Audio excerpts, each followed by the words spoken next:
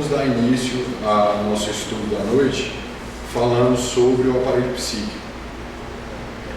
Para que possamos compreender o que é o aparelho psíquico, nós vamos transitar entre informações que são da psicologia, em especial do paradigma psicodinâmico, que engloba todas as teorias da psicanálise, Lacan, Freud, Jung, Melanie Klein e vários outros pensadores dessa escola tão importante para a psicologia, mas obviamente que é o nosso intuito falar de uma forma de trazer a doutrina sobre esse aspecto psicológico nas nossas informações, trazendo informações que serão muito úteis no exercício da nossa mediunidade, no momento em que estivermos aí em efetividade na sala mediúnica. A nossa personalidade, para que compreendamos o aparelho psíquico, nós precisamos entender a dinâmica da personalidade, como ela funciona, como ela se constrói. Nós precisamos entender a topografia, o mapa da personalidade. E falando justamente, trazendo as informações do Espiritismo, se pudéssemos fazer uma análise de como é construída a personalidade, nós poderíamos dizer que nós, na condição de criaturas imortais que somos, nós vamos acumulando experiências das nossas diversas encarnações. Elas vão se acumulando aí, sendo registradas pelo nosso perispírito, que é uma propriedade do perispírito, como nos ensinava Kardec em O Livro dos Espíritos, que registramos todas as nossas experiências no decorrer das nossas diversas encarnações. E todas essas experiências, elas formam o eu profundo, elas vão formar o nosso caráter, termo muito usado dentro da psicologia, que muitas vezes também se confunde com o termo personalidade. Então todas essas experiências vão sendo registradas pelo perispírito, e à medida que o indivíduo avança nas sucessivas encarnações, o indivíduo vai acumulando essas experiências e a personalidade se constrói.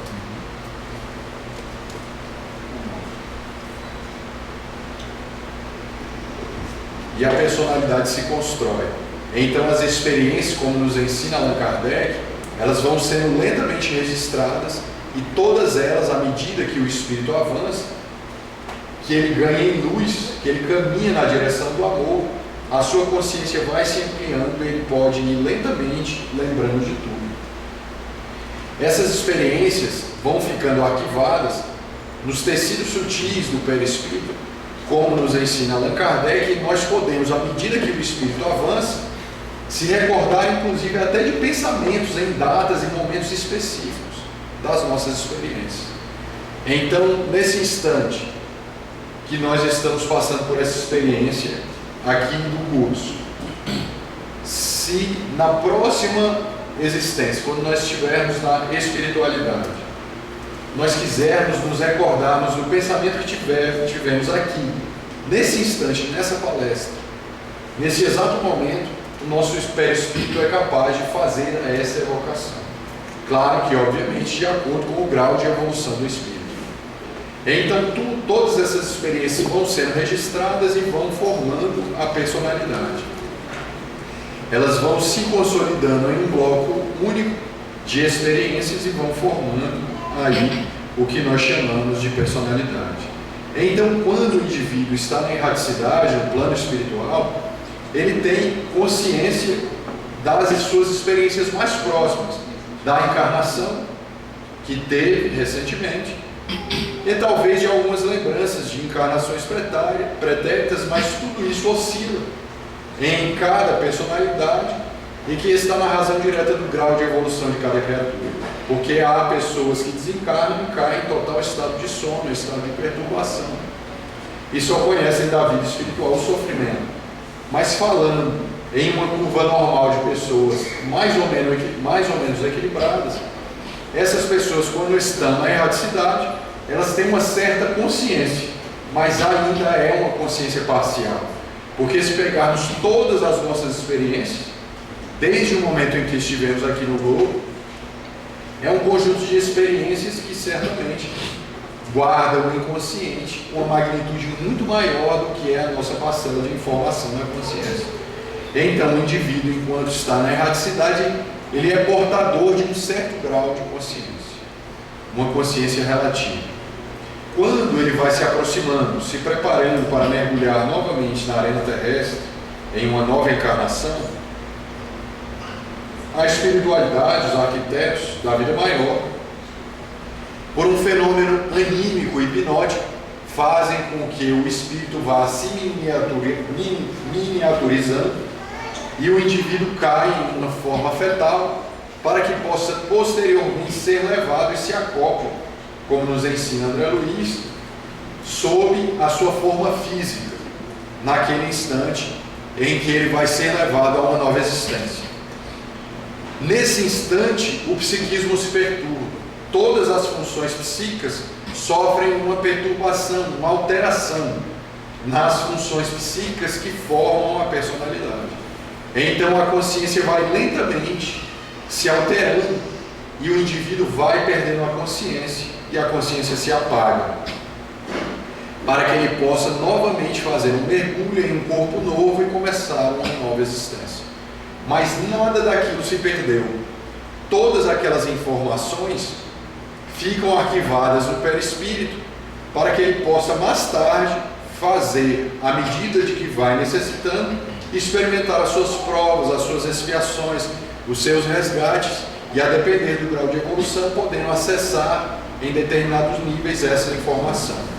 Então, quando vamos reencarnar, é a semelhança de alguém que vai arrumar a sua casa e pega os móveis mais antigos e guarda no porão. Ou alguém que vai arrumar uma imensa biblioteca e vai lentamente colocando aquelas informações nas prateleiras. Então o indivíduo vai lentamente arquivando todo o seu patrimônio intelectual e moral, os seus vícios, as suas perturbações, diante da alteração da consciência. O indivíduo vai lentamente arquivando isso em uma instância que chamamos de inconsciente. Então todas aquelas experiências que estavam na consciência vão migrando para o inconsciente e vão formando uma massa muito maior que também já guardava um determinado patrimônio e que conhecemos como inconsciente. Então o indivíduo vai lentamente arquivando todas aquelas experiências no momento do transe, que é necessário ser efetuado para que ele possa realizar o que chamamos de reencarnação. Então os espíritos promovem esse processo através de um fenômeno hipnótico e o indivíduo cai em uma forma fetal e essas informações vão lentamente sendo obscurecidas pela consciência alterada. Até que o espírito, depois de passar por essa transição, e o psiquismo experimenta essa transição, o indivíduo fecha aquela porta, aquela experiência da consciência sofre uma extrema alteração e é como se houvesse sido colocado um tampão. Aquela porta que se fecha sob aquela informação, para que ela posteriormente não vaze para a consciência, é o que o espiritismo chama de véu do esquecimento, mas que na psicologia freudiana é conhecida como recalque. É uma espécie de um tampão, uma vedação que se posta psiquicamente. Claro que todos esses termos, essa tampa materialmente ela não existe. É uma concepção metafórica para que possamos de forma pedagógica compreender o processo. O que os espíritos chamam de véu do esquecimento, a psicologia moderna chama de recalque. Então é o recalque que vai garantir que todas essas informações que foram arquivadas fiquem lá no inconsciente. É isso que vai garantir que quando você nasce, você não comece a se recordar do que foi, do que fez, de quem era, para que você possa vir à nova existência e começar a fazer um trabalho lentamente, e à medida que a personalidade vai amadurecendo, o psiquismo, de acordo com a sua dinâmica, vai liberando essas informações lentamente para que o indivíduo possa trilhar os caminhos dos resgates, das provações. Então nós vamos aqui estudar as peculiaridades, as características do véu do esquecimento, como ele funciona no nosso psiquismo. Então, uma vez que aquelas informações foram trazidas da consciência para o inconsciente lá encontrando informações que já estavam também no inconsciente de existências passadas, surge a primeira instância do psiquismo. E a primeira instância do aparelho psíquico, fazendo uma análise psicológica, é o inconsciente. Então surge essa estrutura em nós, que seria um repositório das nossas experiências nas diversas encarnações.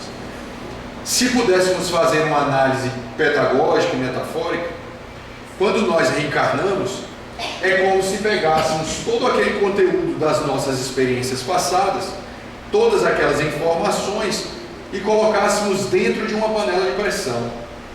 Pegássemos aquela massa de informações e guardássemos na panela de pressão do inconsciente, para que possamos entender mais ou menos como funciona a dinâmica do inconsciente. Uma vez ali arquivadas, como toda panela de pressão, uma vez que é colocada e vedada, ela vai gerar pressão. Aquela informação, por uma tendência natural do psiquismo, é colocá-la para fora, fazer um movimento na direção da consciência. E esse movimento de querer sair para a consciência gera pressão. É uma energia que ali flui na direção da consciência. E para que segure essa informação no inconsciente, surge o véu do esquecimento. Ele surge como esse dique, essa barreira, o que chamamos na psicologia freudiana de recalque. Então ele segura aquela informação, a semelhança de uma vedação, e nós nascemos. E fica aquela panela segurando a informação, gerando pressão, até que o momento que a consciência começa a surgir. E essa pressão ela é providencial. À medida que o véu do esquecimento vai sendo trabalhando aquela informação, suplantando-a no inconsciente, ela vai começando a liberar energia psíquica, que posteriormente nós vamos entender qual a necessidade da liberação dessa energia para a formação da consciência. Essa é a estrutura clássica da psicologia, e que nós vamos, ao final da nossa apresentação, compreender em plenitude. Quando o indivíduo reencarna, antes, na erraticidade, ele tem uma série de funções psíquicas que a psiquiatria explica plenamente hoje para poder entender as psicopatologias. Nós temos a personalidade, que é uma função psíquica que é formada por um conjunto de funções psíquicas. Mas temos também a atenção, a orientação, a sensação de tempo e espaço, a senso-percepção, a afetividade, a inteligência, a consciência, a memória, a vontade, psicomotricidade, o pensamento, o juízo, a linguagem, a memória. São todas funções psíquicas catalogadas pela psiquiatria moderna e que funcionam no nosso psiquismo. Nós interagimos com o mundo através dessas funções psíquicas. Não cabe a nós aqui, na noite de hoje, fazer uma análise de cada uma dessas funções. Posteriormente, elas serão importantes no decorrer do curso para que compreendamos os mecanismos da obsessão, porque a obsessão atua profundamente nessas funções psíquicas. E nós vamos entender isso aqui ao longo do curso, quando chegarmos no nosso tema obsessão. Mas para que possamos compreender qual a necessidade de entendermos que essas funções psíquicas existem, é necessário saber da sua existência, compreendendo a sua existência, mas para que nos restringamos em analisar, nesse momento da reencarnação, há duas funções psíquicas específicas.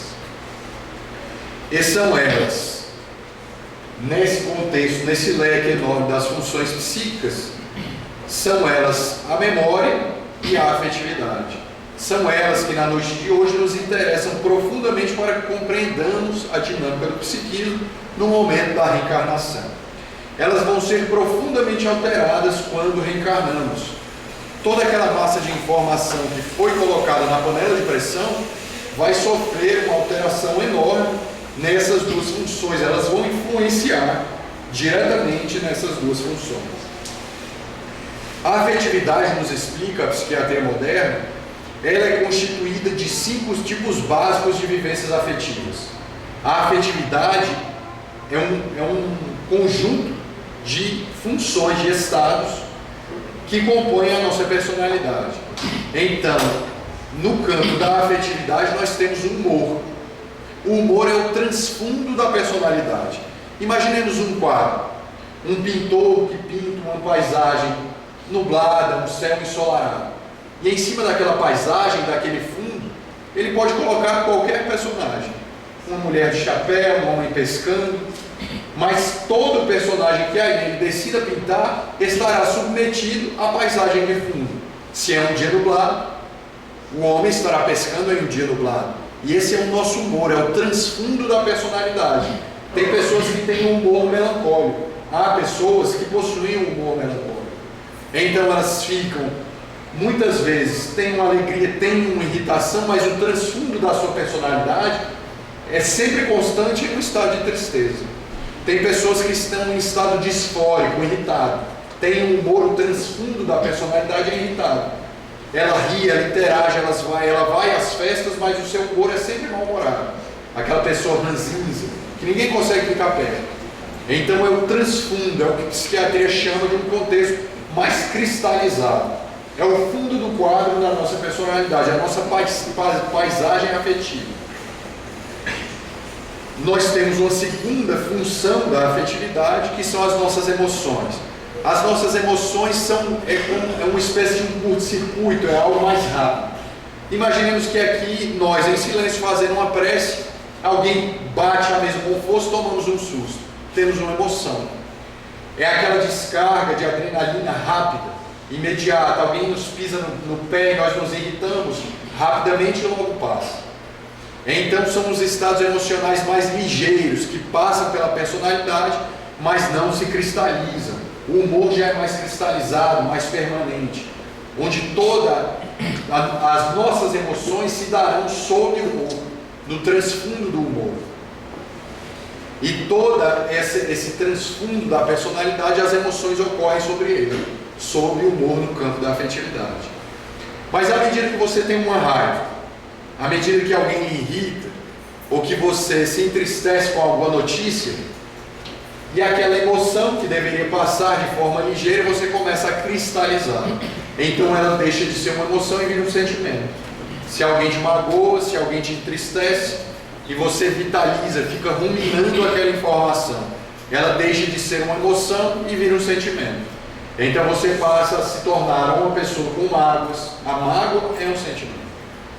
Se você cria o ódio, você sai da raiva, que é uma emoção, e vai para o campo do ódio, que é o sentimento.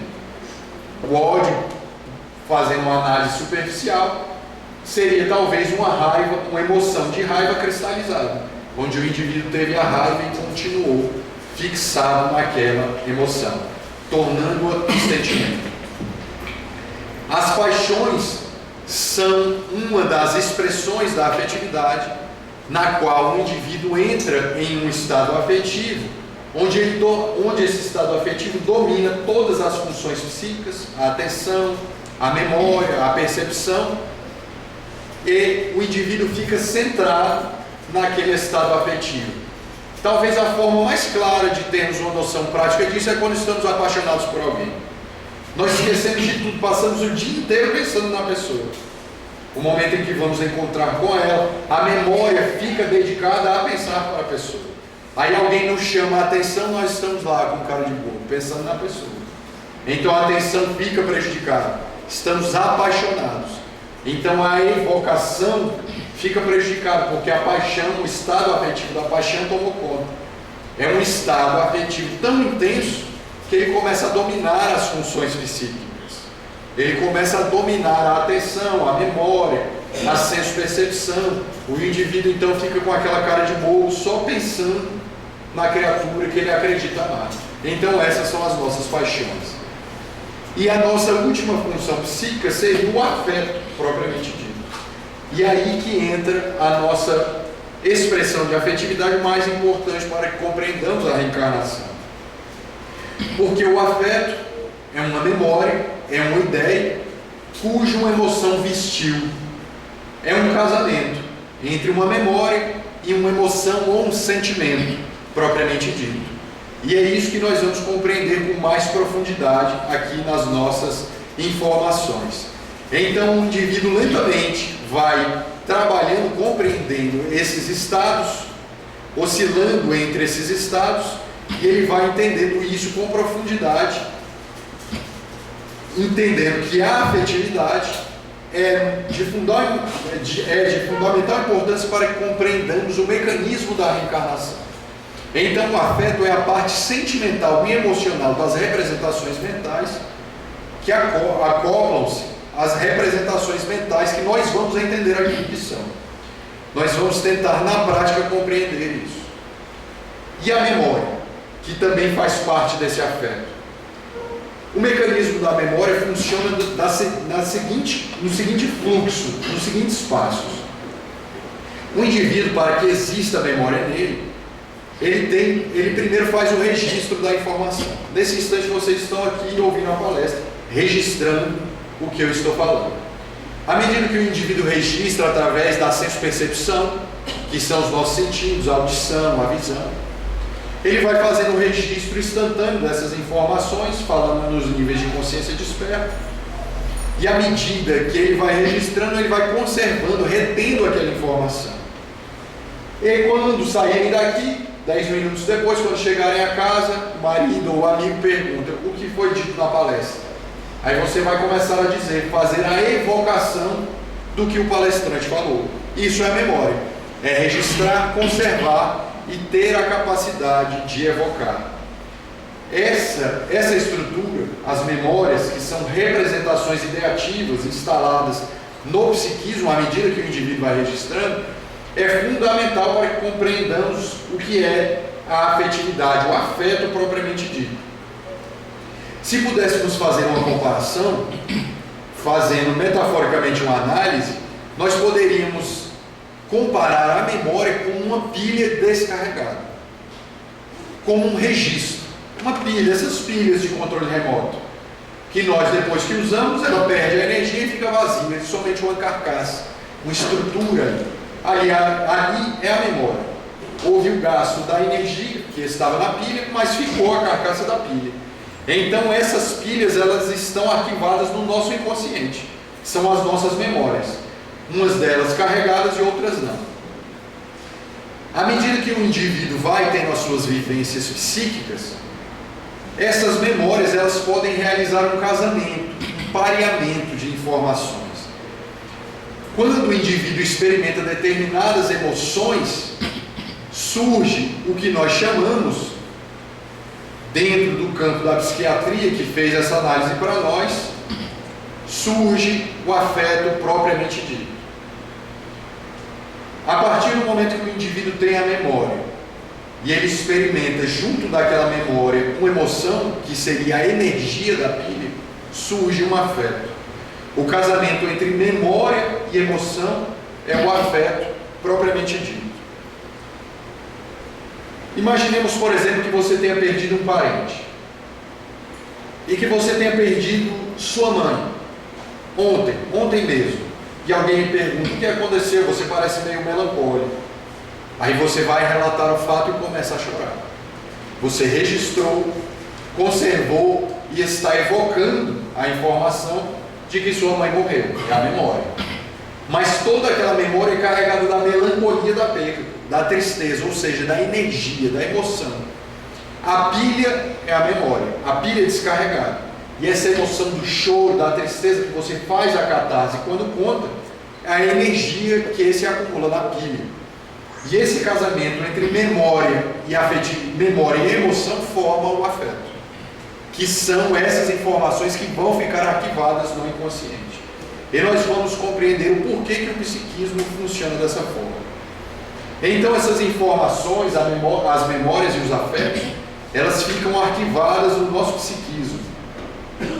Então o indivíduo vai registrando lentamente aquelas informações que relatamos, que são as suas experiências, e essas informações vão sendo arquivadas no psiquismo, e nós praticamente, basicamente, fazendo uma análise bem superficial, nós compreenderíamos que o indivíduo tem dois tipos de informação no psiquismo. As memórias, que são somente as memórias sem emoção, que não são os afetos, que são as pilhas descarregadas, que nós, por exemplo, podemos sair daqui e o indivíduo lhe pergunta o que você viu na palestra, e você conta. Não tem qualquer emoção. A memória é fria. Você conta, diz o que foi, o que você estudou, mas não se emociona, não tem qualquer emoção, é a memória, fria, como um cálculo matemático.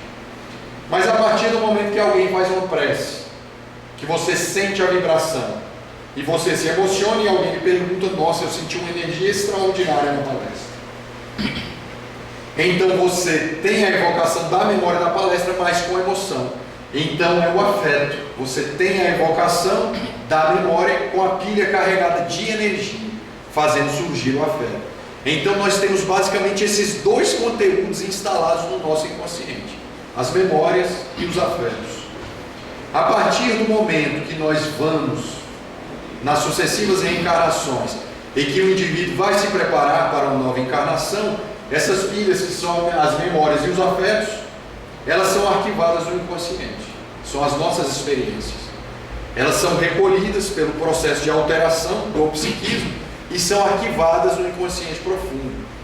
Mas uma vez que elas são arquivadas, elas começam a exercer uma pressão, uma vez tapadas pelo véu do esquecimento. Lembrando que a tampa da panela é o véu do esquecimento, da panela de pressão.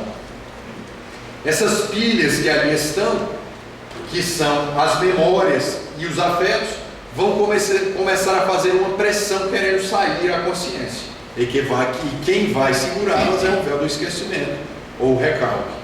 Mas essa pressão, esse movimento de querer sair para a consciência, vai liberar, através de um processo especial que ocorre no véu do esquecimento, vai liberar energia no nosso psiquismo, o que nós chamamos de energia psíquica.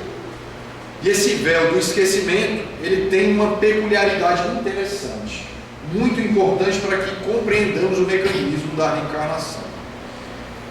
O véu do esquecimento, ele tem uma seletividade no material que passa por ele.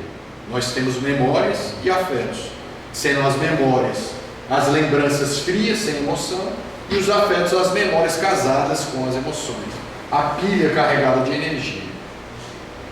À medida que o indivíduo vai avançando e essas informações querem sair à consciência, o véu do esquecimento funciona como um policial de alfândega, como alguém que seleciona quem que vai passar para a consciência, porque o material quer sair, aquele material que está guardado. Mas quem vai ditar o ritmo de quem vai sair ou não é o véu do esquecimento. Então ele faz a seguinte seletividade: todas as memórias ficarão aí suplantadas no inconsciente. Só o que vai passar para a consciência são os afetos. Então o véu do esquecimento fica à semelhança ali de um policial, olhando aquele que tem autorização para passar para outro país, quem tem o visto. E que quem pode passar, ele olha e verifica. Se você é afeto, pode passar, que é a energia da pilha, a emoção. Se você é emoção, pode passar. Se você é memória, não pode passar. E é justamente esse fenômeno que explica para nós uma série de perturbações que temos no nosso dia a dia, na nossa rotina, que muitas vezes nós temos uma antipatia por determinados membros da nossa família. Por exemplo, eu odeio minha mãe, mas não sei o porquê. Isso explica que a memória do porquê odiamos está arquivada. A memória é fria. Mas o véu do esquecimento, fazendo a seletividade da informação, deixou passar o sentimento do ódio, a emoção para a consciência. Então o indivíduo tem o sentimento do ódio por fulano, pela mãe em especial, mas ele não sabe por quê. Porque o véu do esquecimento fez essa seletividade. Então o véu do esquecimento trabalha nesse sentido.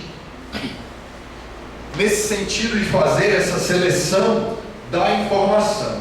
Observemos aqui que a tampa da panela seria o véu do esquecimento.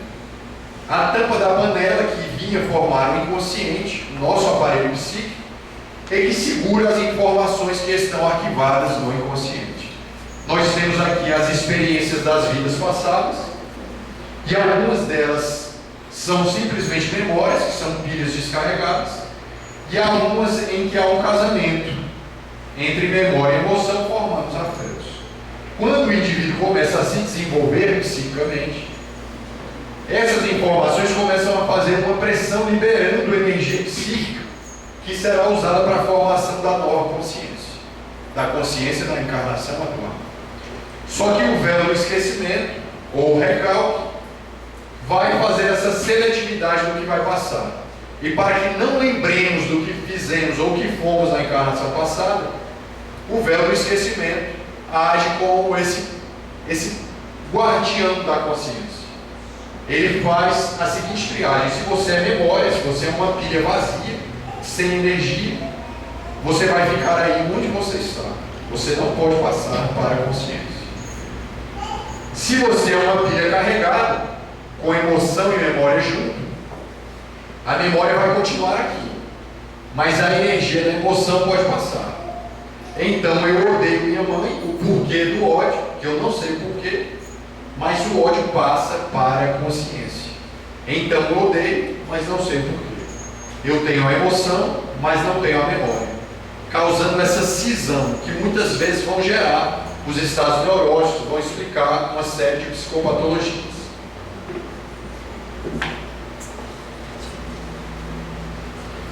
E a partir do momento em que o indivíduo vai compreendendo essa dinâmica, isso é fundamental para a compreensão do processo da reencarnação. Porque entendendo isso, nós vemos que quando reencarnamos, duas funções psíquicas são afetadas. Duas delas, que é a memória e a afetividade. À medida que avançamos, nós então estruturamos em definitivo a primeira instância do psiquismo, que é o inconsciente. Ele recolheu todas as informações, colocamos a tampa que veda as informações lá, que é o véu do esquecimento, e então o psiquismo começa a trabalhar, colocando para fora as nossas emoções, os nossos sentimentos. Eles vão indo na direção da consciência e formando a consciência. É justamente essa energia que vai ser utilizada para a formação da consciência. São as nossas emoções. Então nós vamos experimentando essas emoções na consciência, e então elas explodem no nosso psiquismo em energia psíquica, que será usada para formar a nossa consciência, que é o que vamos compreender aqui. Então esse repositório, que é o inconsciente, ele retém o material que vem da consciência, ele guarda lá, ele já retém lá, já no próprio inconsciente, o material que é do inconsciente, e ele vai exercer uma pressão no véu, querendo, no véu do esquecimento, para expulsar esse material posteriormente. O véu do esquecimento tem essa função de tampa do inconsciente. Ele planta o material do inconsciente no inconsciente, que é isso que é o esquecimento do passado. Ele vai deixar lá suplantadas essas informações, e ele tem essa permeabilidade seletiva. Só passa para a consciência as emoções, ficando as memórias arquivadas no inconsciente, para que não lembremos o que fizemos nas outras encarnações ou quem fomos. Isso tem uma utilidade providencial, porque se essas memórias viessem com tudo à nossa consciência, nós nos perturbaríamos. A nossa encarnação nos paralisaria, nós teríamos muito pouca produtividade na existência atual. Mas para que Deus, na sua sabedoria divina, nos deixasse um rastro do que devemos melhorar, Ele não nos permite lembrar o que fomos ou o que fizemos, mas nos permite sentir o que fomos e o que fizemos. Ele nos deixa um sinal de fumaça ali para podermos nos reformar, nos indicando onde falhamos nas encarnações passadas. Nós não sabemos com plenitude quem fomos, mas sentimos quem fomos. Não sabemos o que fizemos, mas sentimos o que fizemos. Se o indivíduo é sensualista, tem ódio, aquelas informações vêm à consciência. Ele não sabe o que gerou o ódio, mas sabe que errou em algum momento para esse ódio estar presente. Então, com aquele sinal da má inclinação através do sentimento, ele busca a correção. Então, isso é uma proposta da psicologia divina, que nos coloca nas mãos uma trilha que nos vai direcionar ao processo evolutivo mais equilibrado, sem que estacionemos. Mas essa energia que se libera, essa energia que vai sendo liberada, no trânsito das emoções para a consciência, elas vão formar a instância central da personalidade, que vai se construir em cima do inconsciente. Seria o segundo andar da personalidade. E essa instância é o que chamamos de ego, ou a consciência, que seria a estrutura central da personalidade. E é justamente nessa instância em que está retida todas as funções psíquicas que conhecemos, que citamos aqui naquele leque imenso de funções. Então essa energia que escapa ali daquela válvula da panela de pressão, que seria a pressão exercida pelas lembranças do passado, ela vai servir para a formação da consciência, para a formação do ego, que é a instância central da nossa personalidade. Se pudéssemos fazer uma comparação de como funciona o nosso psiquismo à medida que a consciência se desenvolve, que ela evolui, seria mais ou menos essa metáfora aí que vocês observam. A consciência seria o homem que suporta a pedra, a consciência, e o inconsciente seria essa grande rocha.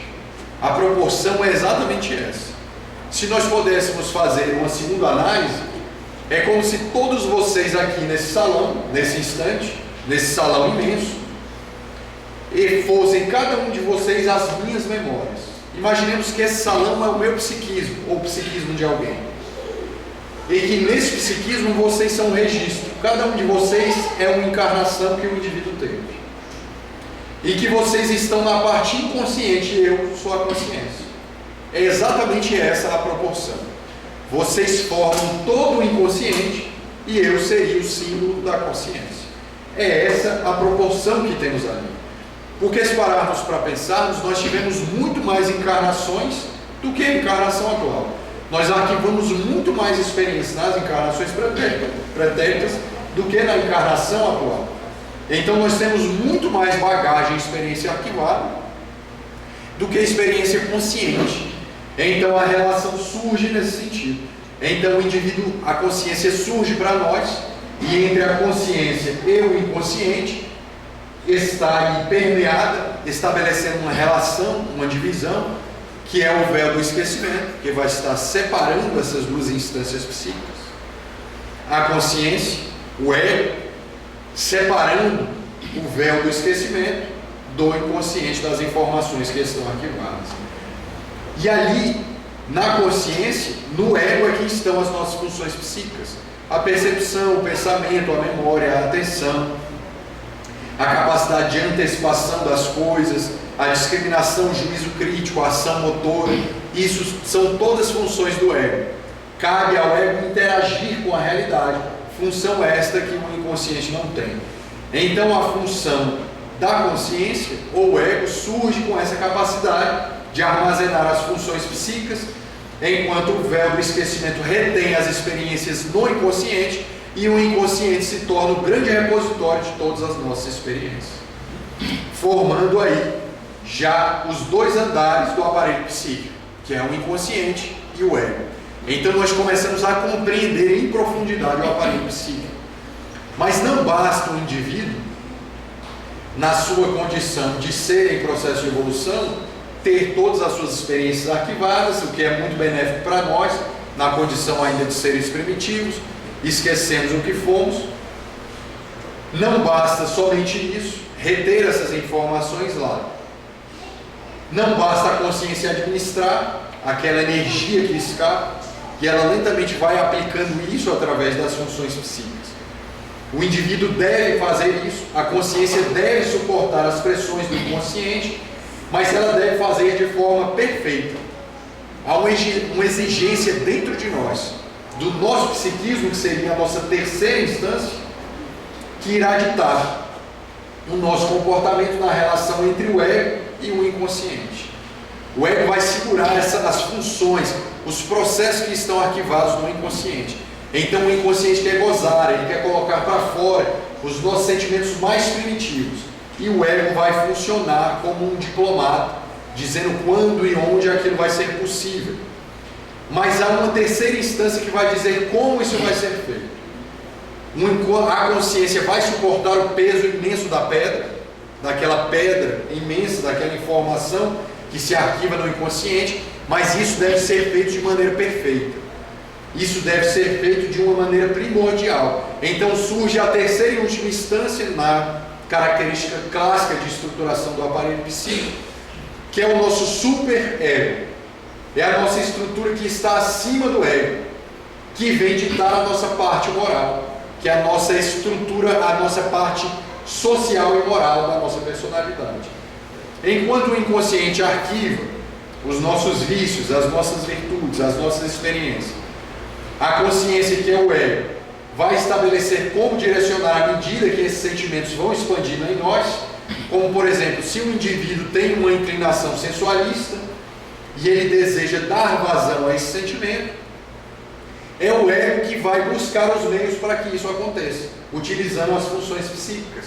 Então ele vai usar a linguagem, ele vai procurar conversar com alguém, atrair alguém, sensualismo, vai conversar e criar um contexto para que aquela energia descarregue e ele faça a catarse.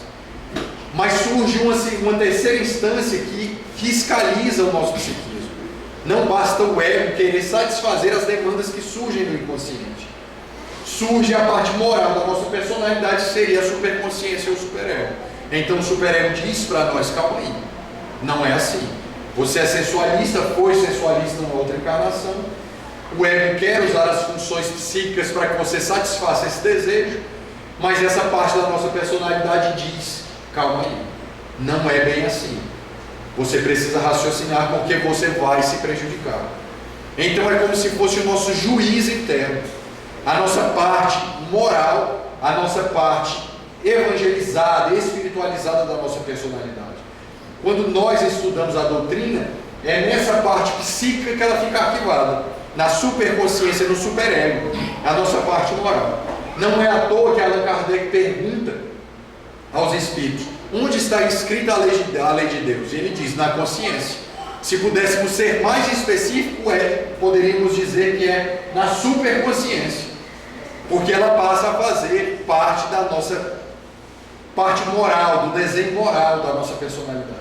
Então, quando nós queremos dar vazão ao nosso primitivismo moral, essa consciência grita em nós, dizendo: será mesmo que você quer dar vazão a essa parte primitiva da sua personalidade? E então o ego precisa estabelecer uma diplomacia, porque um quer ser perfeito e o outro só quer gozar, quer colocar para fora, quer dar vazão, que é o inconsciente. E o ego precisa administrar essas demandas dessas duas exigências, e por isso que adoecemos, porque um quer ser perfeito e o outro quer gozar, quer colocar para fora, enquanto o véu do esquecimento vai segurando ali as pontas na medida do possível. Então o indivíduo faz uma cisão, o indivíduo fica dividido nessa estrutura e começa a fazer o que chamamos dos nossos processos neuróticos, que são naturais. Então surge a superconsciência em nós, que é a terceira instância da personalidade, do aparelho psíquico, e ele é o repositório dos mandamentos daquilo que o sujeito pode ou não pode, deve ou não deve fantasiar, desejar, pensar, preferir, dizer, fazer e sobretudo ser. É ele que vai dar o direcionamento moral da nossa personalidade. Mas pensemos com uma certa relatividade, porque esse juiz, ele pode ser misericordioso ou pode ser muito punitivo. E quando o nosso juiz interno, digamos assim, seja muito punitivo ou neurótico, surgem em nós os sentimentos de culpa, os estados de perturbação. É aquele momento em que nós nos identificamos com as condições de messias, de missionários, porque ele começa a fazer uma exigência exagerada de perfeição em nós. É a nossa parte moral, e quando ela não é equilibrada, ela exige uma perfeição que não temos. Então ela começa a fazer metas de evolução que não são reais para nós. Então nós lemos o Evangelho e queremos ser Jesus em uma leitura logo posterior. Nós acabamos de ler a leitura do Evangelho e já nos achamos um missionário. Essa é uma tendência da superconsciência, do superego. Quando nós arquivamos aquela informação, ela se torna parte do nosso psiquismo e ela passa a direcionar a nossa conduta moral, mas se ela não é equilibrada, ela vai começar a fazer exigências excessivas para nós. Então ela se torna um juiz muito impositivo e que podemos sofrer. Então quando cometemos os erros, nós somos muito cruéis conosco. Não aceitamos, não nos damos a chance de errar, não nos damos a chance de cometer os erros. Então nós caímos em processo de culpa profundo, ficamos nos lamentando, ficamos muitas vezes derrapando naquelas emoções: nossa, eu não devia ter dito isso ou falado isso. Então nós temos um superego, uma superconsciência impositiva, um juiz tirânico, cruel, como na maioria das vezes é em nós, mas que devemos trabalhar na direção de ter um superego mais suavizado, um superego mais equilibrado. um superego mais suave, mais misericordioso, que nos permita errar. Então, que nos permita ter mais compaixão conosco mesmo. Então, à medida que o indivíduo avança, ele vai construindo esses andares da personalidade. O inconsciente, que é o repositório, o véu do esquecimento, que faz a vedação e vai deixando com que os sentimentos e as emoções vazem para a consciência. Aquelas energias serão usadas para a formação da consciência. Surge o ego, e à medida que surge o ego, o indivíduo vai experimentando a educação dos pais, as interações sociais, as informações religiosas, a educação, e surge o superego, a informação moral, a parte social da personalidade, consolidando em definitivo o aparelho psíquico. Então a superconsciência funciona no plano do imaginário, faz com que o sujeito nutre ideias de virtude ainda não alcançadas, quando o superego não é equilibrado. Então nossos pais nos ensinam a ser profundamente educados, a ter a nossa casca social. Nós vamos ao centro, sorrimos, comentamos com as pessoas, interagimos com elas, somos extremamente moralizados. E esse superego esconde a nossa máscara social, que o Jung chama de máscara. É uma estrutura muito semelhante. E o indivíduo então interage como se fosse um santo. E o que é extremamente eficaz, é necessário para o nosso convívio social. Mas à medida que isso se torna muito superficial, isso impede que o indivíduo entre em contato, não entre em contato com as suas imperfeições.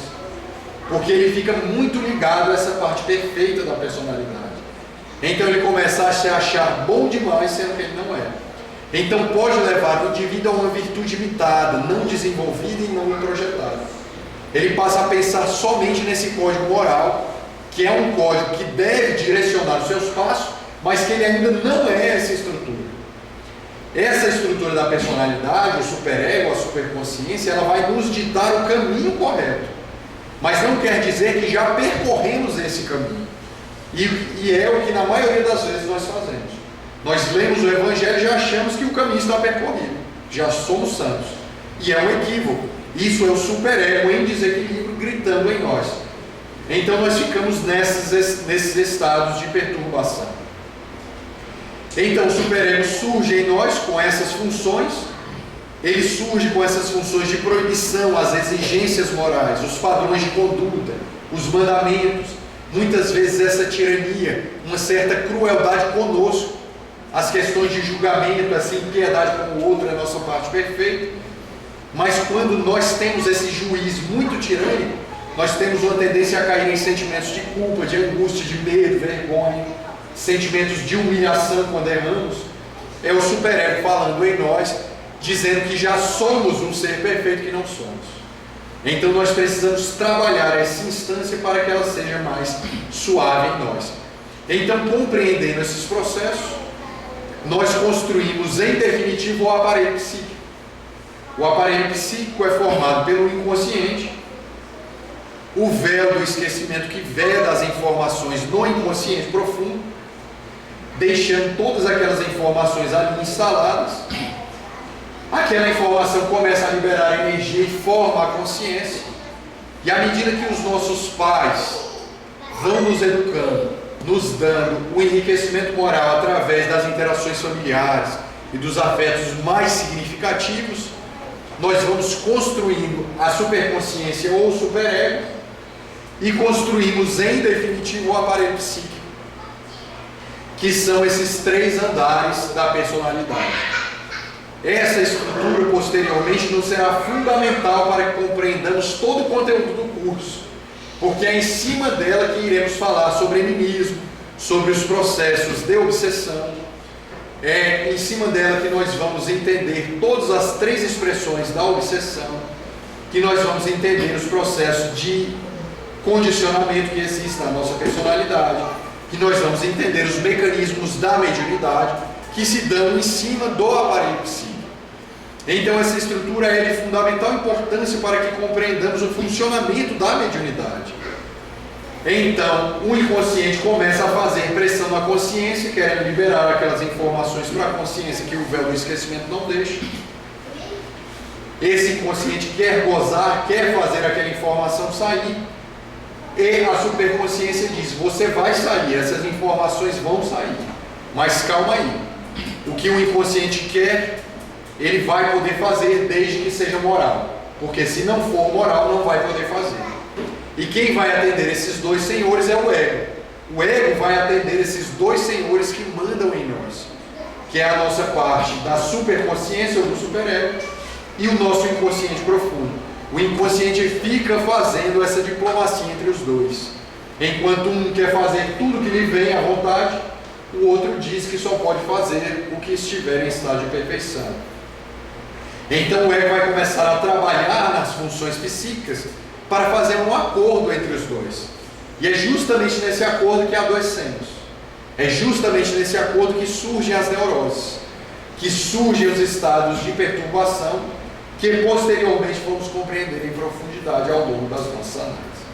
Então esse é o nosso aparelho psíquico, que deveríamos estudar na noite de hoje, compreender na noite de hoje, para que posteriormente nós vamos lentamente fazendo as análises no decorrer do curso em cima dessa proposta. Nós vamos fazer uma pausa de 5 minutos para que vocês elaborem as perguntas, caso haja. Nós vamos tentar administrar. Vamos dar prosseguimento. Então nós temos aqui a primeira pergunta. Algumas vezes passa-se algumas memórias pelo véu do esquecimento, é plenamente possível. Está aí inclusive a terapia de vidas passadas, que é uma terapia alternativa, e que vai trabalhar justamente essas propriedades do véu do esquecimento. Nós não mencionamos aqui que o aparelho psíquico ele trabalha para que tenhamos sempre a manutenção do prazer em nós, que não soframos. O aparelho psíquico como um todo. E todos os mecanismos de defesa do ego trabalham para que isso aconteça. É por isso que temos tanta dificuldade em fazer a reforma moral. Porque para fazer a reforma é necessário entrar em contato com o lixo emocional. E entrar em contato com as dificuldades, os conflitos emocionais gera sofrimento.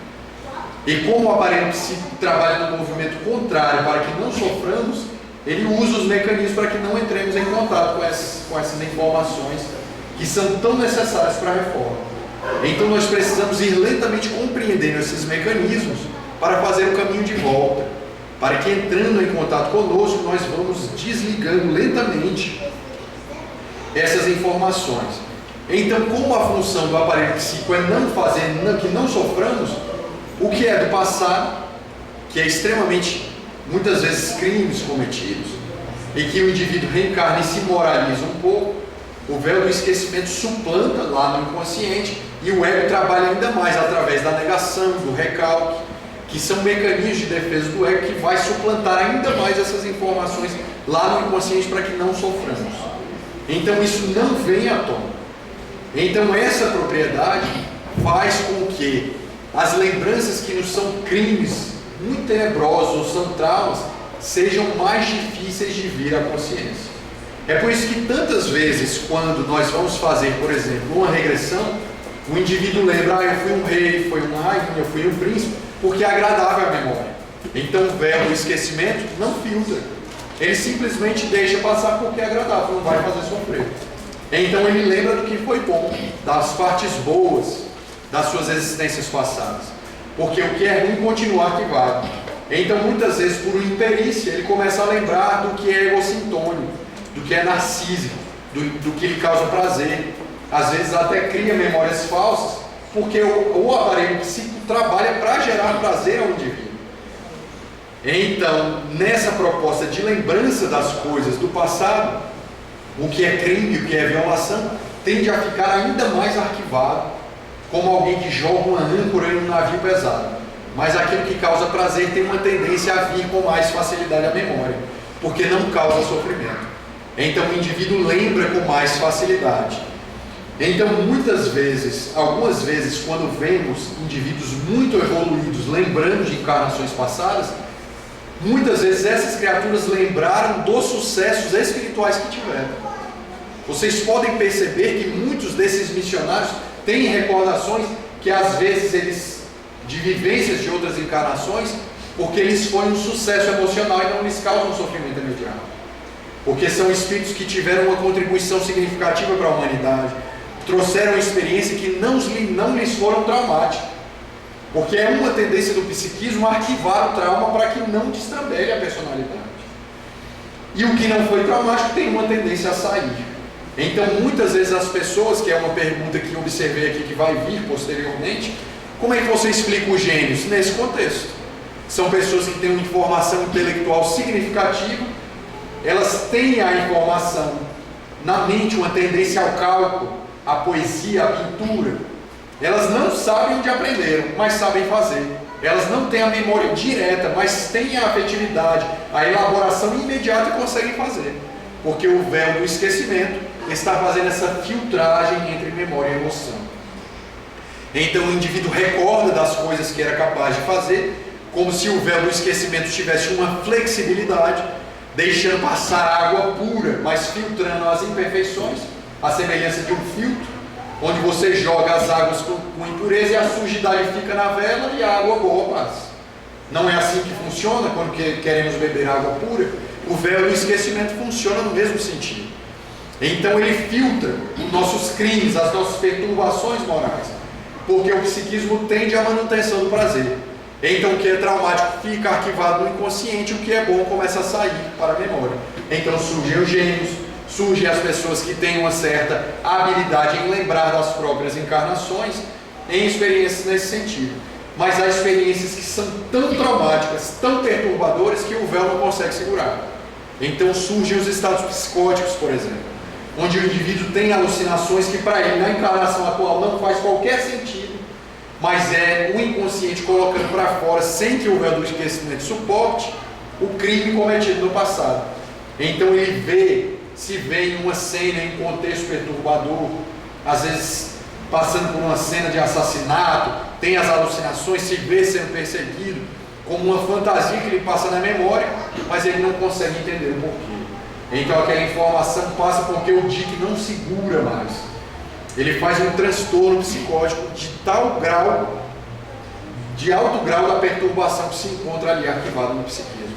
Então nós temos esses dois movimentos do psiquismo, de garantir o prazer, então ele arquiva os traumas, as lembranças que não nos são agradáveis, mas ele tende a deixar passar o que causa prazer, que são as lembranças agradáveis. Os nossos sucessos morais tendem a sair para a consciência.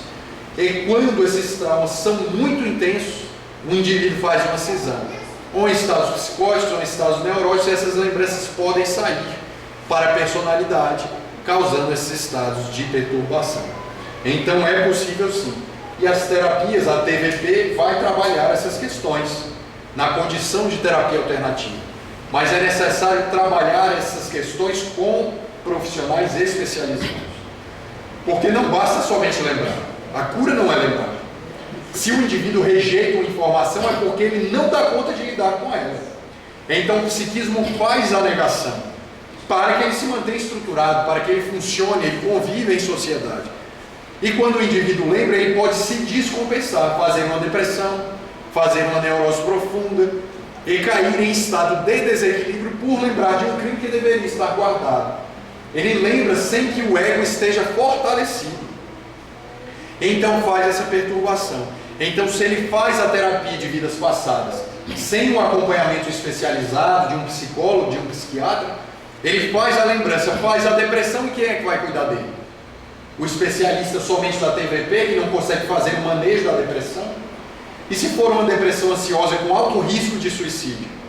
Então não podemos buscar qualquer pessoa para fazer um tratamento como esse. Se estamos buscando fazer a terapia alternativa, façamos também uma psicoterapia paralela a isso, com o psicólogo, para que possamos fazer um acompanhamento e possamos estar trabalhando em conjunto. Quantas pessoas não chegam aos consultórios de psicologia e elas, por um mecanismo de defesa que chamamos de reatividade, ela chega ao consultório sorrindo, bem, contando piadas, ela vai à academia, ela malha, ela interage e está em uma super ocupação, ela vai ao trabalho, trabalha 24 horas por dia, mas está reativa. Então o profissional de saúde, o psicólogo, logo observa que o indivíduo está em reatividade, ou seja, ele está em compensação a uma depressão profunda que ele não quer aceitar. Então ele faz esse quadro como se estivesse muito ativo, como se estivesse feliz em algo superficial. E o trabalho do psicólogo é fazer o indivíduo ficar doente para poder depois levantá-lo, porque a doença está em negação. Então nós vamos tirá-lo da reatividade, fazer com que ele percorra o caminho da sombra para lentamente ele encontrar a luz. Então ele precisa passar pela doença para que ele possa encontrar a saúde. Então, se fazemos isso com qualquer pessoa, por exemplo, na terapia de vidas passadas, com um especialista sem preparo, podemos cair em desequilíbrio. Então é muito importante observar isso aí.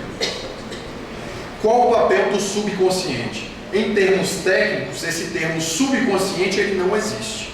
Para a psicanálise, o termo subconsciente ele não existe. Só se fala em inconsciente, que é essa instância que está aqui, que nós estudamos durante a noite de hoje, que arquiva todas as nossas informações, é o inconsciente. Logo acima do inconsciente vem o ego, e acima do ego vem o superego. Não há que se falar em subconsciente. O que seria subconsciente nessa estrutura? Não há o que se falar. Então, muitas vezes é um conceito mais vulgar que as pessoas, muitas vezes, leem determinados livros que não são técnicos e trazem essa informação. Mas para a escola psicodinâmica, esse termo subconsciente não existe. Nós só falamos em inconsciente, que é a teoria clássica de estruturação da personalidade dentro do paradigma psicodinâmico. Como equilibrar o ego e o superego? Se conhecendo. À medida que o indivíduo vai fazendo a reforma íntima, é necessário que ele se moralize. E a primeira forma dele se moralizar é através da família, da educação dos pais. O superego se constrói através da educação dos pais, ou de afetos significativos que o indivíduo teve. E posteriormente os fenômenos sociais, da religião, da escola, da educação, da intelectualidade, que vão proporcionar ao indivíduo um código moral. E à medida que ele avança, o superego vai trabalhando juntamente com o ego e o inconsciente, o indivíduo vai vivendo. Mas à medida que ele vai fazendo a sua autoanálise, a sua autoobservação, ele observa que quando ele comete algum erro, ele é extremamente rígido consigo, ele é benevolente com o outro, mas é rígido consigo. Ele começa a perceber que ele tem uma exigência demais à perfeição, que tudo que ele faz deve ser extremamente perfeito. Ele começa a perceber conteúdos narcísicos na sua personalidade que o conduzem a uma identificação primordial com o superego, que é esse juiz da perfeição em nós. Então ele percebe que não consegue conviver consigo mesmo quando comete os seus erros, o que é mais natural no contexto religioso. O indivíduo se pune muito quando erra. E quando esse fenômeno ocorre, isso é o superego falando em nós. Você não devia ter errado. Você tem que ser perfeito. Você deve ser bom. Você deve perdoar. Você não pode odiar. Inicialmente, em uma construção de personalidade, isso é fundamental para pôr os freios. Mas à medida que o indivíduo se moraliza, isso vai se tornando uma perturbação que deve ser vencida. Então nós devemos suavizar o superego.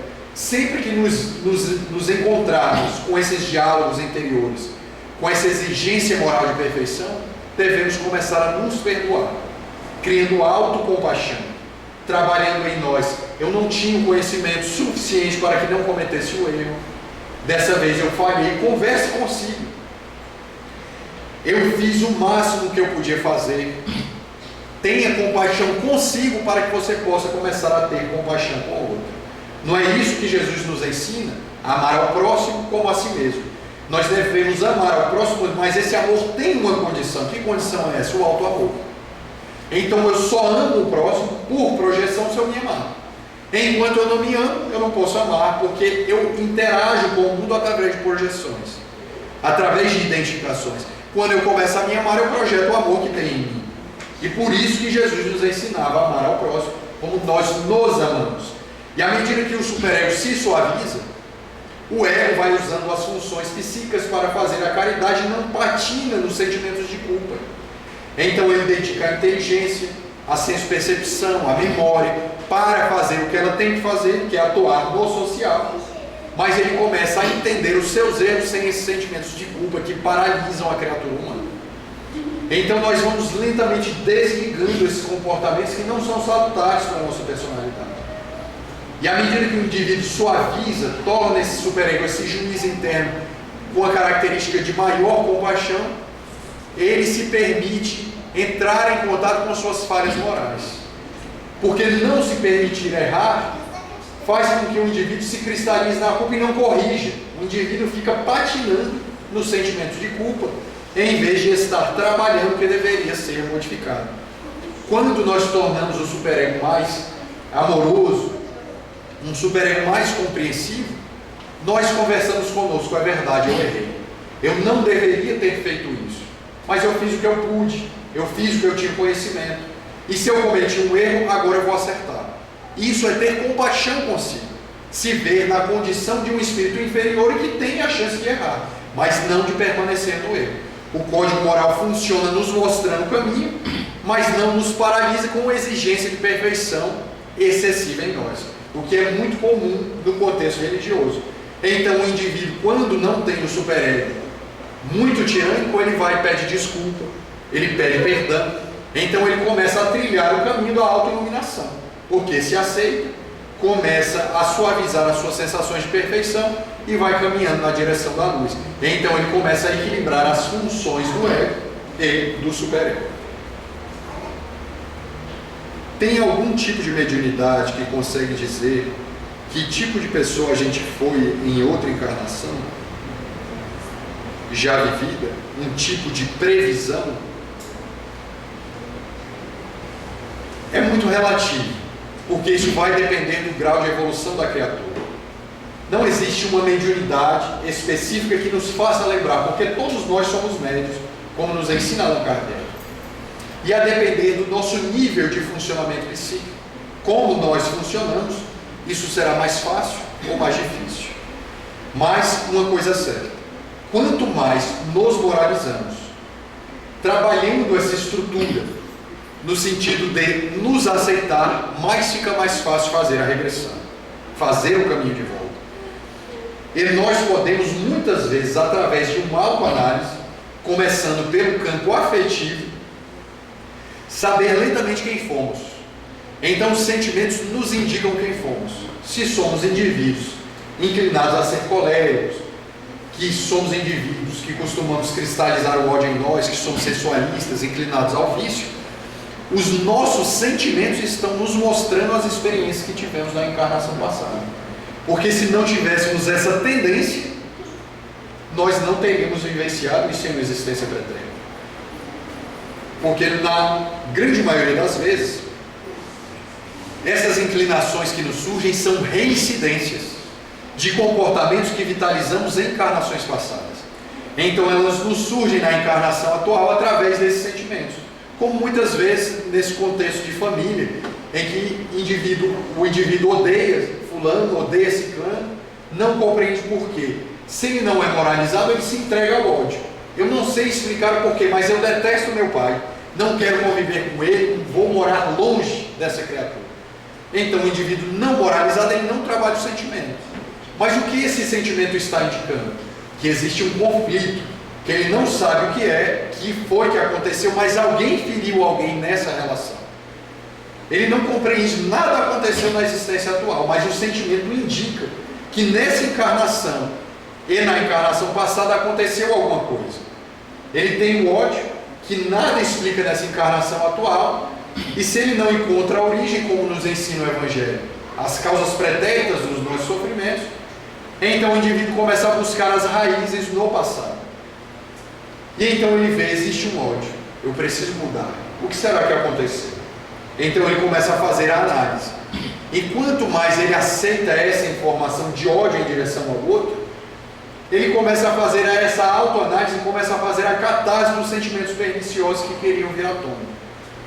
Até que vai chegar um momento em que no seu amadurecimento psicológico ele pode fazer a expulsão natural da lembrança do que foi que aconteceu. Mas para que isso aconteça, o indivíduo precisa estar profundamente moralizado, para que aquela informação não se lhe perturbe mais. Ele faz um caminho de volta a partir da pegada das emoções. Ele vai pegando emoção por emoção e retornando à fonte, ao caminho que fez. Que da onde ele saiu, ele vai através dos sentimentos, retornando através das autoanálises, e então chega um momento que ele fica tão perto de saber o porquê, que ele libera a memória definitivamente para a consciência e faz a catarse da emoção. Às vezes ele vai à reunião mediúnica e recorda. Às vezes ele, em um sonho, recorda a informação por completo. Às vezes ele faz um transe em personismo e lembra daquilo, em um processo anímico. Às vezes os próprios guias, percebendo que ele já amadureceu e que irá usar a informação que irá facilitar o seu crescimento moral, permite que o indivíduo lembre. Mas jamais essa informação virá à consciência se o indivíduo não tem equilíbrio para lidar com ela. Porque imaginemos só que você tem um pai e esse pai lhe abusou na encarnação passada. E você convive com ele e no seu dia a dia você começa a experimentar sentimentos estranhos naquela relação. Sentimentos perturbadores, uma relação perturbada. Até que certo dia você lembra, está aí o meu abusador. Como você chegaria em casa? Será que você teria consciência plena de amor para voltar à sua casa e apertar a mão do seu abusador? Da pessoa que lhe violentou às vezes uma existência inteira? Será que teríamos nós a capacidade moral de fazer isso? Então a criatura precisa estar profundamente moralizada para fazer bom uso da informação. Ele pode sim fazer o caminho de volta. Isso, se ele tiver a capacidade de fazer esse caminho de volta, já mostra um certo nível de moralização. Porque caso não tenha, então é porque não está na hora de lembrar. O psiquismo ainda não está preparado. Então o indivíduo caminha e se ele recorda, faz a catarse da lembrança e então ele ama o seu algoz, porque está preparado. Então ele convive com ele, vive com aquela criatura e lhe dá o melhor que ele puder dos seus sentimentos. Usa o sentimento e transforma, ressignificando em perdão. Então muda a vida e transcende. Mas é uma informação que será eficaz. Mas a informação que gerará mais equilíbrio não faz sentido lembrar. Então, especificamente, muitas vezes não podemos vincular a determinadas mediunidades, mas podemos vincular ao preparo psíquico, a forma de funcionamento do aparelho psíquico, a dinâmica do aparelho psíquico que permitirá ou não o indivíduo se recordar daquela informação. O que devo fazer? Uma pessoa conhecida, falecida há mais de 20 anos, me vem à mente diariamente nos acontecimentos do dia a dia. O que devo fazer? Se for uma saudade salutar, está muito bem, beneficiará aquele que você lembra. Mas se for uma lembrança, uma evocação, como estudamos aqui, uma memória perniciosa, você estará arremessando petardos mentais na direção do desencarnado e está fazendo perturbar em uma obsessão de encarnado para desencarnado. Então, se a memória é carregada de afetos negativos, olhe, peça por aquela alma porque você está em conflito. Alguma mágoa ficou, algum sentimento ficou e é necessário ressignificar essa emoção, transmutar essa energia. E para isso, através da oração, exercitando perdão, até que um dia você possa se libertar desse sentimento. Agora, se for aquela melancolia boa, aquela saudade não egoística, de querer ter a pessoa ao lado, mas aquela saudade boa, dos bons momentos, isso alcança o indivíduo, aquele que desencarnou, e ele experimenta isso com extremo bem-estar e há uma troca fluídica salutar. Mas se não, é necessário rezar, porque nós estaremos estabelecendo uma ligação obsessiva, perniciosa. As pessoas que fazem regressão de vidas passadas, é importante para melhorar a nossa vida na encarnação atual ou é prejudicial? Nós falamos um pouco disso aqui. Cada caso é um caso. Se nos chega hoje a terapia de vidas passadas, que ainda está sendo estudada em profundidade, consolidada, e que de alguma forma aparece para nós sobre o que a espiritualidade permitiu. Todo o conhecimento científico que nos chega foi porque os espíritos bons, a mão de Jesus, nos permitiram chegar. Nenhum cientista faz uma descoberta se não for com a permissão de Deus. Se a terapia de vidas passadas nos chega no presente momento, é porque ela nos servirá para nos beneficiar. E devemos fazer bom uso, mas com prudência. Devemos primeiro fazer uma análise profunda, nos recordando, como falamos aqui, que não basta só lembrar da informação, porque muitas vezes a lembrança nos faz adoecer. Isso deverá ser analisado caso a caso, a depender do tipo de funcionamento do psiquismo de cada criatura, a depender do tipo de cada patologia, e que deve ser analisado especificamente para ver se, caso necessário, faça a terapia. Mas como uma regra geral, eu antes buscaria a psicoterapia. Eu deixaria para buscar a terapia de vidas passadas em último caso. Para que, fortalecendo o ego, trabalhando o psiquismo na encarnação atual, você tente modificar e ressignificar aquele sofrimento. Não conseguindo, talvez você não esteja pronto para fazer a terapia. Porque se você não consegue em terapia, em psicoterapia, trabalhando as lembranças atuais, não consegue suportar, como suportar algo ainda muito mais tenebroso que está aqui lá? Então, vamos com calma. Observemos, busquemos sempre estabelecer relações com especialistas que tenham ética, que busquem fazer o trabalho, com disciplina, com ética e com conhecimento, sem trabalhar com aventureiros. Trazer essas terapias para a casa espírita é um profundo equívoco. Devemos ter respeito àqueles que estudam e também ficar fiéis aos postulados espíritas. A casa espírita não pode trazer essas terapias alternativas, pois não faz parte ainda do corpo da doutrina. No futuro, quem sabe, os espíritos irão dizer, mas no momento é uma via em que vai nos levar aos desequilíbrios. Então busquemos somente essas terapias com ajuda especializada. E a partir da indicação do especialista, devemos nós aí sim fazer a escolha da terapia adequada.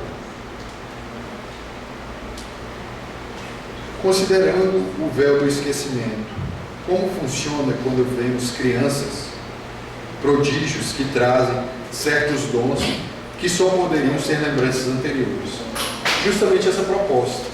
Muitas vezes a parte biológica do organismo e o véu do esquecimento não conseguem suportar a tão grande massa de informação que aquela criatura possui e que irá também trazer benefícios à humanidade. Então aquelas informações, por serem benéficas, vão lentamente vindo à consciência e surgem os indivíduos prodígios. Aquelas informações migram do inconsciente para a consciência e ele começa lentamente a lembrar do que fez e do que foi, trazendo aquela informação tão viva à personalidade. Isso flui com mais propriedade na direção da consciência porque não é desagradável ao psiquismo. Então o indivíduo foi um grande matemático, usou a informação para beneficiar as criaturas humanas e aquilo não se torna um impedimento à lembrança, é algo salutar, é uma boa lembrança. Então ele lembra. Falando de uma forma muito básica para que possamos fazer uma visualização. Então, se o psiquismo trabalha por recalcar o trauma, ao mesmo tempo ele traz a memória, que é bom, porque Deus seria injusto, nos bloqueando as nossas virtudes de forma definitiva. Então ele nos permite, quantos de nós, que não temos, muitas vezes chegamos à adolescência e percebemos que temos a habilidade de falar em público, pessoas que têm a habilidade de pintura, que têm facilidade em matemática, pessoas que têm habilidade em escrever um bom texto, em escrever uma poesia. São as nossas virtudes construídas em encarnações passadas e que não nos faz caracterizar um prodígio, mas são habilidades construídas em encarnações passadas. Nada é dado como um dom que cai do céu. O indivíduo trabalha aquilo, porque senão Deus agiria por preferência, o que seria injusto. Então o indivíduo constrói aquela virtude e o véu do esquecimento, por ser algo que não vai trazer sofrimento ao indivíduo, ao aparelho psíquico, lentamente aquelas informações vão migrando para a consciência. Então, nesse mesmo contexto surgem os prodígios. São pessoas profundamente inteligentes que usaram conhecimento para o bem e vêm novamente trazer informações para o bem e continuam usando a informação de forma extremamente positiva. Então o psiquismo libera os clichês já construídos nas encarnações passadas para que ele possa fazer bom uso daquela informação. Nós chegamos ao fim, as nossas perguntas foram concluídas. Eu agradeço a presença de todos, a paciência na noite de hoje. O nosso curso continua e as nossas informações vão se basear nessa estruturação do aparelho psíquico e que nós vamos trabalhar durante todo o curso essa estrutura clássica da personalidade.